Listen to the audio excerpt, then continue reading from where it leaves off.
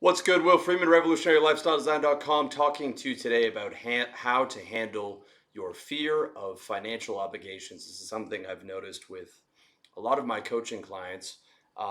Coaching programs no longer open, by the way, but they were scared to scale up their spending in the way that I suggest, which is to set spending targets instead of saving targets. The whole purpose of making money is to be able to spend what you want and still have a lot of money left over to put back into the business, and once you go exponential, to move it into different investments. And what it came down to was they were afraid that if they moved their spend up to 15K, they were somehow locked in there, right? And in their mind it was like, oh, if my bills are 15K a month, what happens if there's an interruption in income, or 25K a month, or 30K, or 40K a month, right? What happens if there's an interruption in income? And the way that they'd framed it in their mind was, okay, once I get to this spending level, I'm set there, right? I can't downgrade. Wouldn't want to downgrade, would feel like a loser, etc. I can't go to Dubai and spend 30K in a month. But here's how you should look at it, right? Because a lot of this money game is buying you the lifestyle you want, but it's also just about um, buying security, solving financial fear, right? Most of your investments you are hopefully not going to use in your lifetime. It is mostly insurance, right? Um, if you're planning on becoming a decamillionaire or whatever, and adjusting for inflation until you pass, right? Most people aren't planning to die with zero. Although it's a decent strategy. There's a book on it. You just got to be careful with that one because you don't want to go to zero accidentally before you pass. I think it's a good idea to leave something to perhaps your descendants or to charity or things of that nature. But most people are trying to retire with something, or like you might not be retiring. I don't think I will. Um, but basically, you're not going to spend that money. That money's being built up and put into your properties, your Bitcoin, etc., as an insurance policy against an interruption of income. And if you're a true entrepreneur, you're always going to want income coming in, and you're going to want more income each year. Um, Maybe once you're a decamillionaire or whatever, you're fine with a slower growth of income, but ultimately you're going to want more income. I suggest it as well because gravity brings a flat line down. Neutral is just a matter of time before it goes down. The only way you know that you're not going down is to be going up every year. Um, but but basically the investment hedge, the kitchen sink hedge that you have, is ideally an insurance policy. So the purpose of that is to make you feel comfortable in case of an interruption in income. So if you're in a position where money isn't buying you that comfort, it means a few things. Probably you need to make more money. Making more income solves a lot of problems. You probably need to hedge better in your investments um, at the appropriate time. I still think you should really push hard into your business until you're exponential, and then start to broaden out into the rental properties and all that other stuff. Um, because that stuff won't get you rich. It'll only make a wealthy person wealthier, right? And once you have enough money, you can actually live on that passive income. But when you have 50K, your 8% a year on your investments is worthless, right? That's not going to be enough to take care of you. So, with the purpose being one part security, but also one part enjoyment, here's how I recommend solving your financial obligation fear.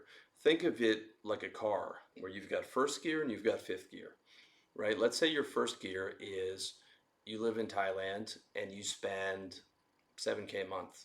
You killer condo, 4,000 a month. You spend 3,000 on your lifestyle expenses. You're not going crazy with girls because you've got a girlfriend, right? So it's 3 dinners a week. It's takeaway food, um, maybe some TRT, all in 3K on spend, 4K on rent, 200 on insurance, etc. Right? You know that you might want to go to Dubai for a month, right? And you want to go with your friends, you want to ball out, and you want to have tables and bottle service and all this stuff and celebrate a milestone. You can go ahead and spend 30K in that month in Dubai. You can go up to first, fifth gear, and you could do that for 2 months out of the year every year, assuming your income's on point, right? And let's say you're making, 30K total, um, and most months you put 23K back into the business. On those months you spend everything, but it's only 2 months out of the year, and it's fifth gear, and you're putting another 200K back into the business beyond that, right? And to be able to enjoy yourself. And you can plan in advance those fifth gear months. It doesn't have to be Dubai, it could be Brazil, it could be any of your playground destinations where you really want to ball out, you want to go with your boys, you want to have a great time, especially if you're in your 20s or even your 30s. You shouldn't be just like some of these guys say on Twitter, like, no lifing all the time and just grinding for money through your 20s and then expect to enjoy your 30s. No, you should have some enjoyment in there, right? Based on how well you're doing financially. The better you're doing, the more you can spend. But that's your fifth gear, okay? And let's say Thailand, where you're spending 7K, that's third gear. So you're on cruise control. You're keeping the car in third gear. You feel like you've earned it. You've got 400K in the bank. You're 27. You expatriated 3 years before. You've got the visa. You've got multiple bank accounts. You've got some investments hedged in. You've got some gold in Singapore, right? So you've done a decent hedge. Um, you've got a decent sized net worth in the 300K, and you're doing 30K a month, spending seven. Uh, that to me is perfectly reasonable to have 2 months out of the year where you just ball out at fifth gear and maintain third gear throughout the year. Um, so that solves something for my clients to be able to know you can turn up to fifth gear and plan for it and stay in third gear. But they were still kind of stressed about the third gear, and I said, listen, you can have third gear, but also know in the back of your mind that you can have a first gear, right? You can go to Chiang Mai and live for $1,000 a month and stay in a $300 a month apartment that's a condo that's brand new or newly built. Um, it's not even a studio; it's like a small one bedroom for 300 a month, and eat cashew chicken takeaway delivery. Like if you're eating local Thai food, it's cheap and it's good. You can live on pad Thai, cashew chicken, protein powder, get your greens juice, a few smoothies a day, dessert every night.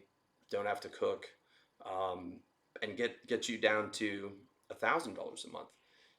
Still plenty for a girlfriend too, and nights out twice a week. Dinner's $20 in Chiang Mai, right? So you can still afford a girlfriend, still spending more on her than the average Thai guy would in that city.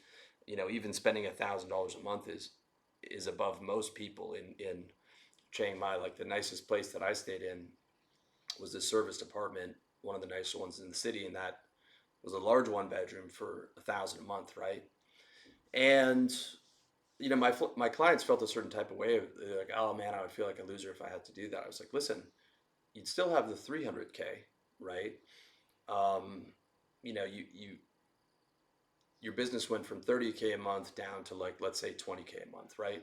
If you were in one of these sort of high risk businesses like a drop shipper, right, where you're losing your PayPal accounts, where you don't know how long the ad's going to work, you don't know how long that store is going to work, you have to be hunting for new properties.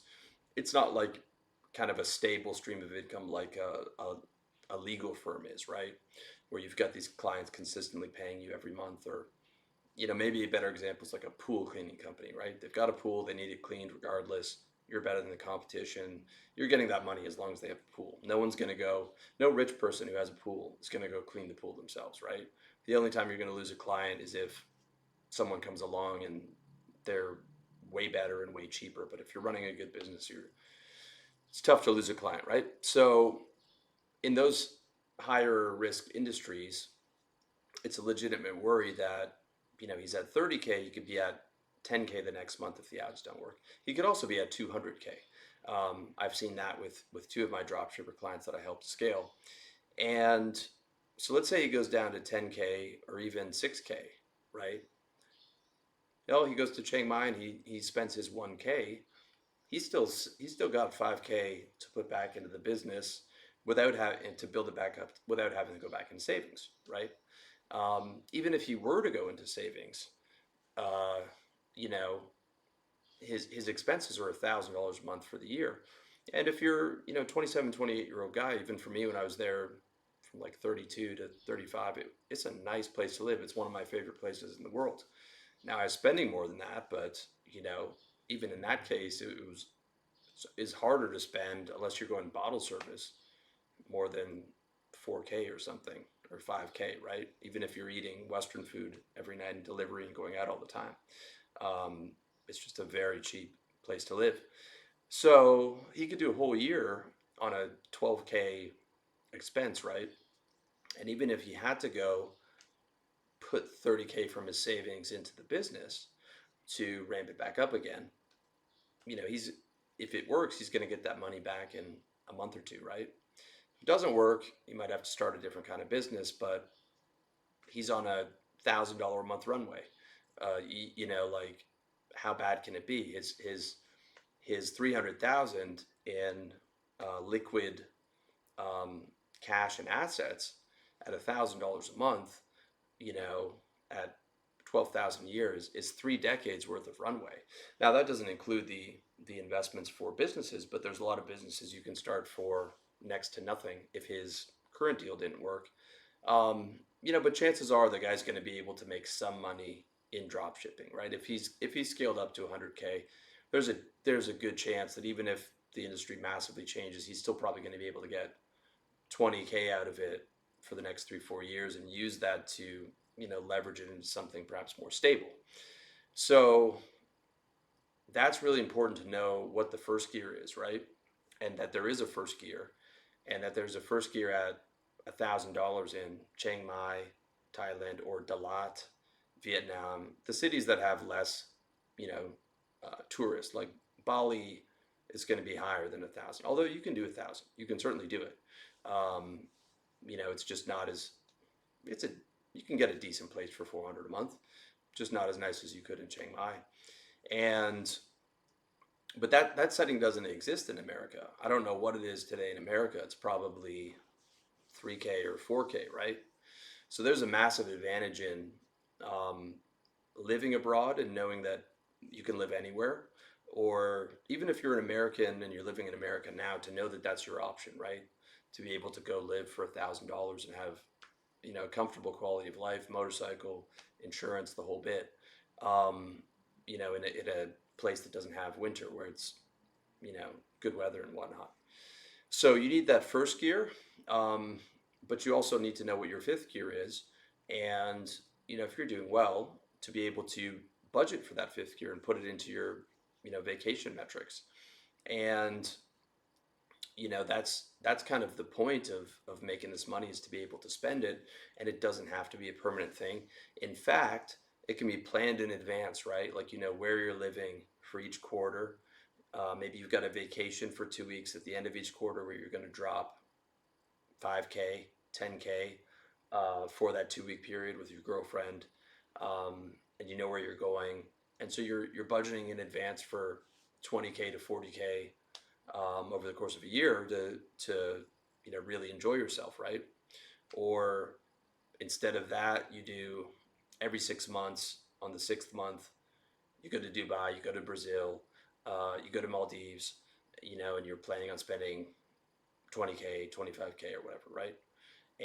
Or 30K. For some of my clients, their fifth gear is 200K a month or 300K a month, you know, depending on how well you do. Um, and that 300K or whatever is includes flying private, right? That's where, when you're living abroad, spending anything above 25K is either going to be buying tables in clubs, um, buying Louis Vuitton, or flying private. And I mean buying a lot of designer goods, right? Like, you can still buy a good amount of Louis Vuitton for 25K in Bangkok and still live in a baller ass place and still go out for dinner every night, um, because your money just goes a long way. So keep that in mind. You don't have any obligations, and you can still post dope ass shit on Instagram in Chiang Mai. You're still doing better than most people at 27 with 300K in the bank and, an income of 10K a month, tax free or tax minimized, right? Um, and you'll be back up in no time if there's a problem. Um, but also sometimes you might just want to shift down into first gear, right? Even if you're making 30K, spend 1,000 so that instead of putting 20K a month back into your business, you're putting 29,000 back into the business when you got a hot one and the flywheel's working and you're like, man, I want to know life the next year, just get me a girlfriend, go out twice a week and just dump into this business and scale perhaps twice as fast as I would before because that extra 9K is compounded every month, right? So to know that you have the first gear to be able to do that and not worry about it too much in regards to pride or whatever, because like you're still living a dope ass life, um, even at that price range, right? And most people are in America in shitty weather, and you can take the motorcycle out, right? And you get a nice, you know, Ninja for like 3 grand, right?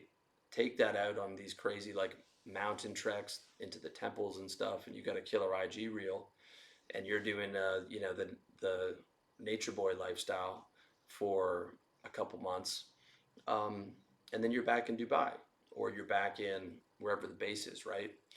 So that's really important to know how to handle that financial fear, which brings me to the fear that's on a lot of guys' minds right now, which is the reset, which is AI, which is CBDCs, which is programmable money, which is social credit, carbon credit, ESG, and all this shit is coming.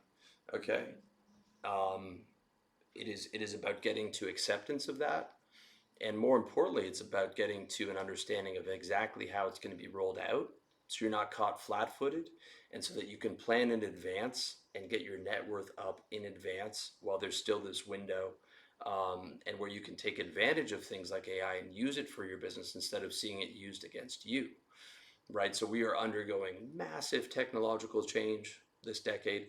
We're also undergoing massive change in terms of we're going to see a monetary reset. We haven't seen that since the end of Bretton Woods in, I guess, the early 70s when the um, uh, dollar was depegged from gold. And this is spoken about openly by the people that are interested in world governance, that there needs to be a financial reset, and that um, that is the term that they're using, right? That there are going to be CBDCs, which is going to completely change the nature of money. There's going to be no cash by the end of 2030 in a lot of countries, right? Um, and you need to fully understand all that so that you can prepare for it and you can think about how am I going to win? How am I going to maintain the same levels of freedom? And not just in survival, but how am I going to keep winning and keep doing better and keep finding opportunities, right, within the new game for me to profit from with stuff like AI, with stuff like, you know, the game plan I'm talking about is my Great Reset course, right? How to survive and thrive during the Great Reset. That is an example of me using what's coming in a way to monetize it and also a way to help you. So I highly recommend you get that course, revolutionarylifestyledesign.com/courses. And that's going to solve a lot of your financial fears, to know exactly what's coming and to have a game plan for how to set yourself up to win. Okay. And we're not talking about any type of politics here. We're not talking about any type of judgment of the situation. We are talking about understanding the cold, hard facts as a player in the game of life and learning how the new game is going to work and how to set yourself up to play and win that new game when there is still a window to do so. I'm not saying there won't be a window a decade from now. I'm just saying the game is going to look a lot different, and AI is going to be involved in nearly every aspect of the game and as well as business. And money's going to be a lot different, right? When you're dealing with a CBDC, it could be completely programmable. It could be geo-fenced in certain areas, right? Which is why you want multiple bank accounts, in each of your bases. Um, why you want a holding company. Why you'd want some real estate, gold, other assets, right? As opposed to being all in on cash. Why you're going to want good social credit, as I've been telling you for the last decade, don't say dumb shit online. That's going to hurt you, right? Like you get banned from YouTube, you're going to be on a fucking list somewhere as someone that's got low social credit, right? And that's going to affect your ability to get a bank account. It's going to affect your ability to get loans. It's going to affect your ability to travel. And this shit is happening, man, with certainty. Um, you know, if it doesn't, hey, you're prepared and you're making more money than you wouldn't. But this is happening. Um, so you want to know all that in advance so that you can make sure you're not creating any problems for yourself in terms of your future social credit, um, but also that you know the wealthy people that are at the top of the um, control mechanisms of each country, right? They're going to have children that get into trouble. They're going to have fail sons, okay, and they're going to want their fail sons to be able to go to the good universities and have bank accounts and stuff like that. So the social credit system, you are going to be able to buy social credit through investing in charities or investing in things that the government favors, right? This is going to be a game that you can play, okay? But you need to have the money in advance to have that stuff, right? It's effectively like we are coming into a number of different taxes and line items for your business, right? ESG, social credit, carbon credit on everything, right? Um, Being able to get travel permits, you know, probably more lawyer fees to set all this stuff up, right? Just like how when you start making money, your lawyer fee is just another line item, your accountant's fee is another line item. These will be just mere line items for you if you properly plan financially and you're aggressive. For the average person, okay, the average person is probably going to have to spend 100K on their house to get it set up for ESG regulations, right? A lot of people are going to lose their homes. A lot of people are going to struggle, man, especially when UBI comes in and wipes out 40% of, sorry, AI comes in, wipes out 40% of their jobs. They're going to be on UBI, um, geo-fenced with the programmable money that they get every month, spending it on Amazon, spending it on Netflix, spending it on OF, spending it on edible deliveries, right? Just like you saw in the pandemic.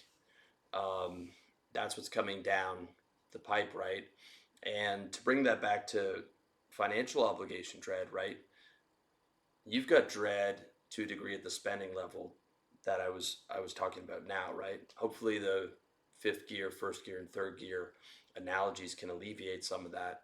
But if you're switched on to fully alleviate any type of future financial dread, you have to look clearly at what's coming. You need to analyze it, and you need to have a game plan for every single aspect, as opposed to just I'm going to buy Bitcoin and cross my fingers.